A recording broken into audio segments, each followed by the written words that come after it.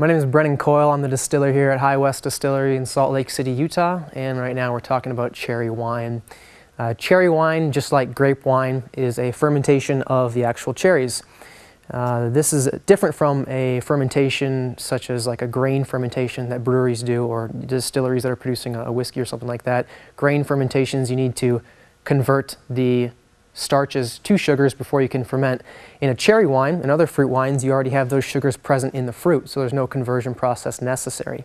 So with these sugars already being present in the fruit, you simply have to macerate the fruit or break it up to expose the inside of the fruit.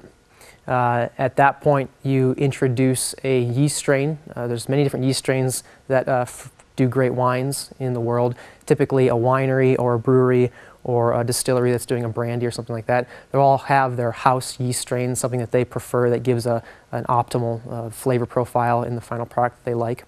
So having said that, the yeast is added to the must now, and it's fermented in a fermenter similar to these behind me.